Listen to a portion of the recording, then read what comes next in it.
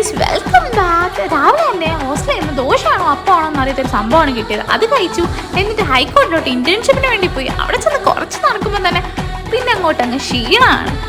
ഇന്നാണെങ്കിൽ വീട്ടിലേക്ക് തിരിച്ചു പോവാം എന്നുള്ളൊരു തോട്ടിലിരിക്കുകയാണ്. ലൈക്ക് വിഷു ഒക്കെ അല്ലേ, കുറച്ച് ദിവസത്തെ കോടതി അവധിയാണ്. അങ്ങനെ നമ്മൾ ക്ഷീണം കാരണം ചായ കുടിക്കാന്നുള്ള ഐഡിയയിലെത്തി. അത് കഴിഞ്ഞിട്ട് വേഗം തന്നെ ഹോസ്റ്റലിൽ പോയി ഡ്രസ്സൊക്കെ ചേഞ്ച് ചെയ്ത് ബസ് സ്റ്റോപ്പിലോട്ടായി നടത്താം. അവിടെ ചെന്നപ്പോഴത്തേക്കും ബസ് കിട്ടി. പിന്നെ നമ്മൾ എറണാകുളം ടൗൺ റെയിൽവേ സ്റ്റേഷനിലെത്തി. പിന്നെ ടിക്കറ്റ് എടുത്തു. പിന്നെ ഒരു വെയിറ്റിംഗ് ആയിരുന്നു ട്രെയിൻ വരാൻ വേണ്ടി. ട്രെയിൻ കയറിയിട്ടും സീറ്റൊന്നും കിട്ടില്ല. അപ്പോഴാണ് ക്യൂട്ട് ബേബിനെ കണ്ടത്. കുറച്ച് കഴിഞ്ഞപ്പോഴത്തേക്കും സീറ്റൊക്കെ കിട്ടി. അതിൻ്റെ പെട്ടിഷനാണ് ഞാനീ കാണിക്കുന്നത്. പിന്നെ എത്താറായപ്പോഴത്തേക്കും എനിക്ക് ചെറിയ വിഷമമൊക്കെ വന്നു തുടങ്ങി. പിന്നെ വീടെത്താണല്ലോ, അതിൻ്റെ സന്തോഷത്തിൽ ഓടിത്തുള്ളി ഞാൻ അവിടെ നിന്ന് ഇറങ്ങി. പിന്നെ ട്രെയിനൊക്കെ പോയി. ഇതാണ് എൻ്റെ സ്ഥലം, ശാസ്താംകോട്ട.